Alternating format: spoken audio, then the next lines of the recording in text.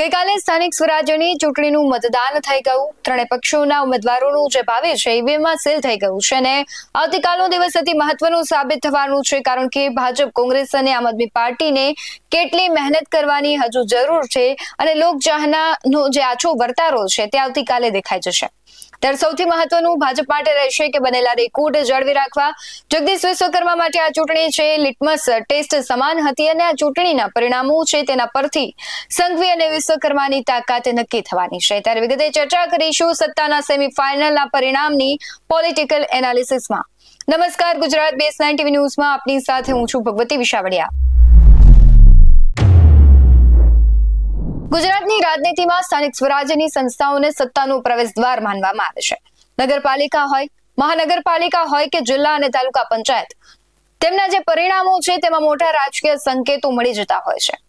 એટલે જ આ વખતે ભાજપ, કોંગ્રેસ અને આમ આદમી પાર્ટી માટે આ ચૂંટણી પ્રતિષ્ઠાનું જંગ બની ગઈ. કારણ કે જે પક્ષ મજબૂત દેખાશે તેના માટે વર્ષ 2027ની વિધાનસભાની જે ચૂંટણી છે તેનો રસ્તો ક્યાંક સરળ બની જશે. ભાજપ માટે આ ચૂંટણી સૌથી મોટો લીડરશીપ ટેસ્ટ હતો, કારણ કે પ્રદેશ અધ્યક્ષ તરીકે જગદીશ વિશ્વકર્માની આ પહેલી ચૂંટણી છે. ગત વખતે CR પાટીલના નેતૃત્વમાં ભાજપે ઐતિહાસિક જીત મેળવી. હવે વિશ્વકર્મા સામે એ જ પ્રદર્શન દોહરાવવાનો પડકાર છે. જો ભાજપ ફરી એક વખત બમ્પર જીત મેળવે છે તો જગદીશ વિશ્વકર્માનું રાજકીય કદાવરપણું પણ ક્યાંક ને ક્યાંક વધી શકે છે. પરંતુ જો પરિણામ અપેક્ષા મુજબ નથી આવતા તો સવાલો પણ ઉભા થઈ શકે છે. બીજી તરફ રાજ્યના નાયબ મુખ્યમંત્રી હર્ષ સંઘવી માટે પણ આ ચૂંટણી અગ્નિ પરીક્ષા સમાન છે, કારણ કે નાયબ મુખ્યમંત્રી બન્યા બાદ તેમની આ પહેલી ચૂંટણી છે અને ગુજરાતમાં એક મજબૂત અને આક્રમક ચહેરા તરીકે ઉભરી આવેલા હર્ષ સંઘવી માટે પણ જીતનું દબાણ છે. જો ભાજપને ભવ્ય જીત મળે છે તો હર્ષ સંઘવીનું રાજકીય વજન છે વધુ બની શકે છે, પરંતુ જો કારમી હાર થાય છે તો તેની અસર સીધી નેતૃત્વ પર પડી શકે છે. બીજી તરફ સૌથી મહત્વનું રહેશે કોંગ્રેસ માટે, કારણ કે કોંગ્રેસ માટે આ ચૂંટણી વાપસીનો મોકો છે.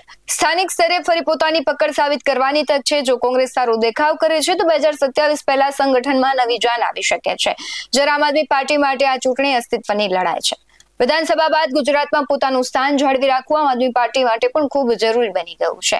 એક તરફ ભાજપને પોતાનો દબદબો જાળવવાનો પડકાર છે તો બીજી તરફ કોંગ્રેસની વાપસીની આશા અને ત્રીજી તરફ આમ આદમી પાર્ટીનું અસ્તિત્વ બચાવવાનો સંઘર્ષ. એક બાજુ આમ આદમી પાર્ટી હજુ નવી છે અને સંઘર્ષ કરી રહી છે. તેને ઘણા વર્ષો લાગશે સત્તામાં આવવા માટે અને એ પહેલા જ આમ આદમી પાર્ટીના દિગ્ગજ નેતાઓ છે તે રાજીનામા ધરી રહ્યા છે અને એ કહેવાય છે કે આમ આદમી પાર્ટીનું સાવરણું છે અત્યારે તેની સળીઓ છે જુદી થઈ ગઈ છે અને આ જુદી થતી સળીઓ છે તે ખૂબ પાર્ટીને નુકસાનકારક સાબિત થઈ રહી છે. ભલે તે વ્યક્તિગત કોઈ વ્યક્તિને નુકસાન ન કરે, પરંતુ અત્યારે પાર્ટી જે સંઘર્ષ કરી રહી છે ગુજરાતમાં, અમુક પ્રકારના જે લોકો છે તેમની લોકચાહના આમ આદમી પાર્ટી પ્રત્યેની અલગ છે, એટલે એને ક્યાંક ને ક્યાંક અસર કરશે. પરંતુ મતદાન પૂર્ણ થઈ ગયું છે ને મતદારોએ પોતાનું કામ કરી દીધું છે. હવે 28 તારીખે એટલે કે આવતીકાલે ઈવીએમના તાળા ખુલશે. ત્યારે હવે જોવાનું રહેશે કે કોણ કમાલ કરશે, કોને મળશે જનતાનું જનાદેશ અને કોના તરફી છે 2027ની હવા. જવાબ તો હવે પરિણામો જ આપશે, કારણ કે આવતીકાલે જ્યારે ઈવીએમ ખુલશે ત્યારે માત્ર ઉમેદવારોના નામ નહીં પણ આ બંને દિગ્ગજોના રિપોર્ટ કાર્ડ પણ અને પાર્ટીઓના અસ્તિત્વ કેટલા સમય સુધી રહેશે અને પાર્ટીનું જે કહેવાય છે કે આખી રણનીતિ હતી તે કેટલી સફળ રહેશે તે આવનારો સમય બતાવશે.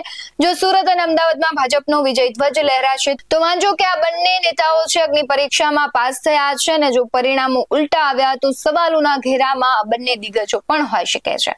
હાલ પોલિટિકલ એનાલિસિસમાં બસ આટલું જ. તમારું શું માનવું છે કમેન્ટ જરૂરથી જણાવજો. બાકી આવા જ વધુ અહેવાલો સાથે ફરી મળતા રહીશું. તમે અમારી YouTube ચેનલને સબસ્ક્રાઇબ કરવાનું, અમને Facebook અને Instagram પર ફોલો કરવાનું ભૂલશો નહીં. બાકી અમને અપડેટ્સ મેળવવા માટે આપ જોતા રહો BS9 TV ન્યૂઝ. નમસ્કાર.